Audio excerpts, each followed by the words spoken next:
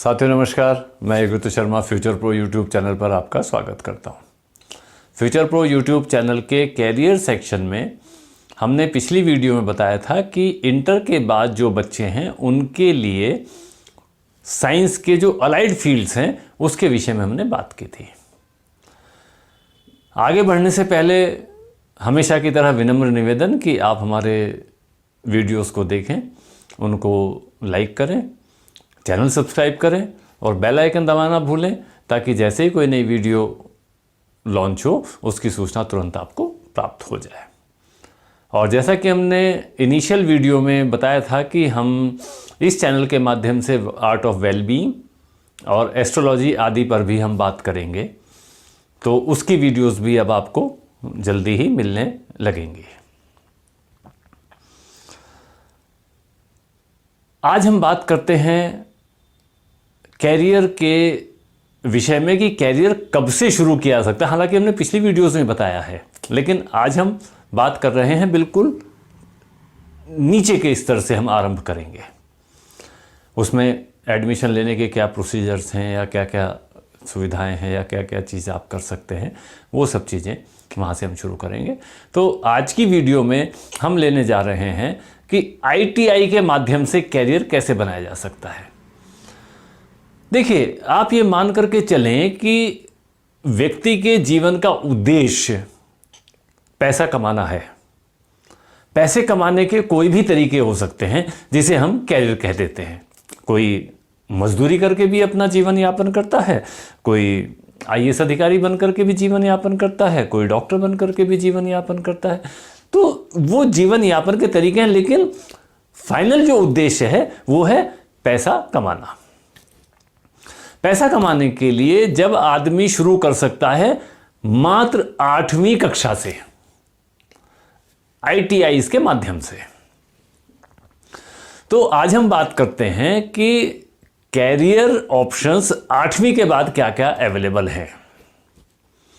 जैसा कि हम जानते हैं, इंडस्ट्रियल ट्रेनिंग इंस्टीट्यूट कहते हैं ITI को, और ये जो इंस्टीट्यूट है, ये इंस्टीट्यूट गवर्नमेंट्स के द्वारा रन किया जाता है और जो directorate of employment and training है, जो कि लेबर मिनिस्ट्री के अंडर में आता है, उसके माध्यम से इन ITIs को चलाया जाता है। और जो गवर्निंग बॉडी है वो national council for vocational training है, जिसे हम शॉर्ट में NCVT कहते हैं। अब हम बताते हैं कि कक्षा 8 के बाद में क्या क्या ऑप्शंस उपलब्ध हैं। कुछ ऑप्शंस अवेलेबल हैं, जैसे कि वीविंग ऑफ फैंसी फैब्रिक 1 साल का कोर्स है, वायरमैन इंजीनियरिंग 2 साल का कोर्स है, कटिंग एंड सीविंग सिलाई कटाई 1 साल का कोर्स है, पैटर्न मेकर 2 साल का कोर्स है, प्लम्बर इंजीनियरिंग 1 साल का कोर्स है, वेल्डिंग, गैस वेल्डिंग और इलेक्ट्रिक वेल्डिंग ये भी 1 साल का कोर्स है, बुक बाइंडर का कोर्स भी ITI के माध्यम से होता है, कारपेंटर इंजीनियरिंग है, एम्ब्रॉयडरी और नीडल वर्कर है, और ट्रैक्टर मैकेनिक आदि कुछ कोर्स के मैंने यहाँ नाम लिए हैं जो कि ITI के माध्यम से किए जा सकते हैं और बच्चा अपना कैरियर बना सकता है। इसके बाद में फिर ITI के माध्यम से हम कक्षा 10 के बाद भी एडमिशन ले सकते हैं। तो आप उन ITIs को ये मान करके चलें, जैसा हमने इंजीनियरिंग या नॉन इंजीनियरिंग स्ट्रीम के अंदर बताया, लगभग वो सारे के सारे कोर्सेज ITI के माध्यम से भी उपलब्ध हैं और बच्चा अपने पारिवारिक परिस्थितियों के अनुसार उसको चूज कर सकता है।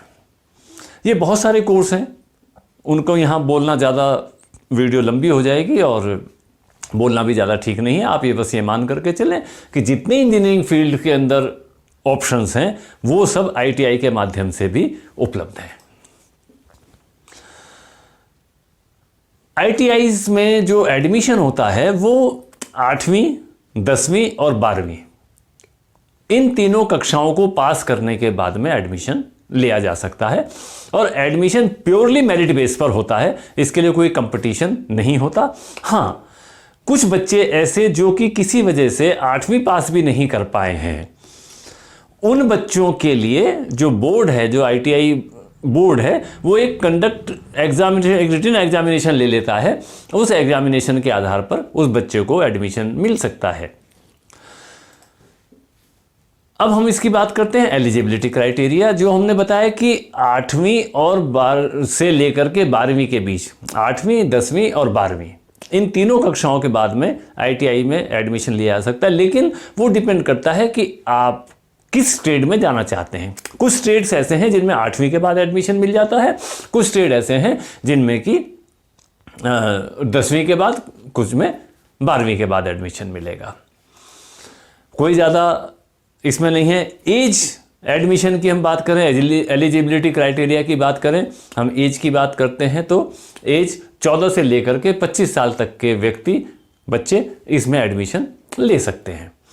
इसमें रिलैक्सेशंस भी है, जैसे 35 साल की 10 साल का रिलैक्सेशन है, वो जो विडोज़ हैं या सेपरेटेड वीमेन हैं या जो फिजिकली चैलेंज्ड, जिन्हें हम दिव्यांग कहते हैं, वो युवक हैं, उनके लिए 10 साल का रिलैक्सेशन एज में है, वो 35 साल तक इसमें एडमिशन ले सकते हैं। 20 साल का एज रिलैक्सेशन भी है, वो एक्स सर्विसमैन्स के लिए है, और जो वार विडोज हैं वो उनके लिए है कि वो अपने टेक्निकली साउंड होकर के अपना जीवन यापन अच्छे तरीके से चला सकें। बिल्कुल सिंपल, किसी भी ITI से जाकर के आप जो है फॉर्म लीजिए। रिजर्वेशन क्राइटेरिया जो है, जो ऐसा सब जगह नॉर्मल लागू होता है वही यहाँ पर लागू होता है, लेकिन यहाँ पर थोड़ा सा अलग है, क्योंकि यहाँ पर 25% जो सीट हैं वो गर्ल्स के लिए, महिलाओं के लिए आरक्षित हैं, और 3% जो सीट हैं वो फिजिकली चैलेंज्ड लोगों के लिए रिजर्व हैं, और हर ITI में 10 सीटें एक्स सर्विसमैन के लिए रिजर्व रहती हैं। वीडियो लंबी हो गई तो यहीं पर ही इसको समाप्त करता हूं, और अंत में आपके भीतर बैठे परमात्मा को नमन करता हूं।